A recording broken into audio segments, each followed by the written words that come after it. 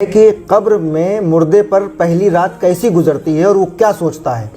کیا اسے معلوم ہوتا ہے کہ ہمارا انتقال ہو گیا ہے؟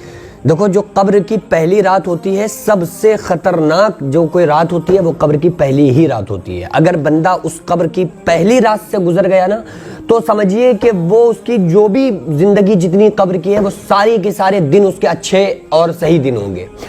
کیونکہ جو پہلے دن ہوتا ہے نا، جو پہلا دن، اور قبر میں جب بھی مردے کو رکھا جاتا ہے اس کو جو ٹائمنگ لگ رہی ہوتی ہے وہ عصر اور مغرب کے درمیان والا وقت قبر میں اس کو لگ رہا ہوتا ہے، چاہے وہ دوپہر میں رکھا جائے، چاہے رات کے 12 بجے رکھا جائے، دن کے 12 بجے رکھا جائے۔ اور سب سے خطرناک وقت وہی ہوتا ہے۔ آقا علیہ الصلوۃ والسلام نے ارشاد فرمایا کہ اپنے مردے کو قبر میں دفن کرنے کے بعد اس کو کلمے کی تلقین کرو، یعنی کہ اس کی قبر پر کھڑے ہو کر ایصال ثواب کرو، اس کے لیے کچھ ایصال ثواب کرو۔ کیوں؟ آقا علیہ السلام فرماتے ہیں کہ اس وقت وہ بہت گھبرایا ہوا ہوتا ہے۔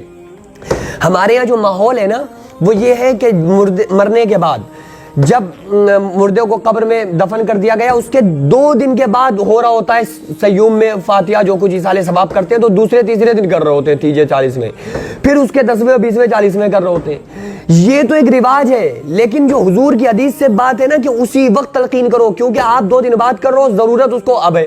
بھائی وہ ابھی آیا ہے، خطرناک فرشتوں کو دیکھ کر ملک الموت نے اس کی روح کو نکالا ہے، اور وہ اپنی اس دنیا کو چھوڑ کر دوسری دنیا میں اس نے قدم رکھا ہے، اندھیری قبر کے اندر پہنچا ہے، اس کی 1 سیکنڈ میں پوری زندگی بدل گئی۔ موت چیخ چیخ کر آواز دیتی ہے، انا الموت الذی افرق بین البنات والامہات، میں وہ موت ہوں جو بچوں کو ماں باپ سے جدا کر دیتی ہوں۔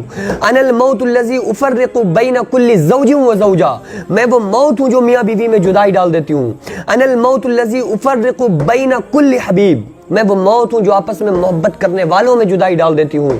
انا الموت الذی اعمر القبور، میں وہ موت ہوں جو قبروں کو آباد کر دیتی ہوں۔ انا الموت الذی اخرب الدیار والقصور، میں وہ موت ہوں جو تمہارے گھروں اور محلوں کو تباہ و برباد کر دیتی ہوں۔ تو وہ اس موت سے گزرا ہے اور قبر کے اندر پہنچا ہے، تو سب سے زیادہ جو اس کو ضرورت ہوتی ہے وہ اس وقت ضرورت ہوتی ہے، اس وقت اس کے لیے زیادہ ایصال ثواب کرنا چاہیے۔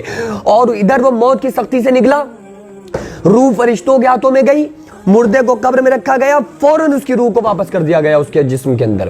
اب اس سے سوال و جواب ہو رہے ہیں، من ربک، تمہارا رب کون ہے؟ یہ تو سب فرسٹ، جیسے ہی مردے کو قبر میں رکھا جاتا ہے لوگ 40 قدم دور ہٹتے ہیں، اس سے سوال و جواب شروع ہو جاتے ہیں۔ تو ہم رونے دھونے میں لگے ہوتے ہیں، رونا دھونا تو ایک محبت ہے، سبھی روتے ہیں، لیکن اس کے لیے اس وقت ہمیں اس کی محبت یہی ہے کہ اس کے لیے ہم ایصال ثواب کریں، اس کے لیے دعا مغفرت کریں۔ آپ سوچ کر دیکھو نا کہ بچے کے پھوڑا نکل آئے، اب آپ اس کے پھوڑے، اگر بچے سے محبت ہے تو اس کا علاج، بچے سے اصلی محبت کیا ہے کہ آپ آپریشن کرا دیں۔ بچے نے لیٹرین کر دی، پوٹری کر دی، اب اس سے محبت کیا ہے کہ اسے ٹھنڈ کی وجہ سے نہ دھویا جائے، محبت یہ ہے کہ اس کو گندگی سے بچایا جائے۔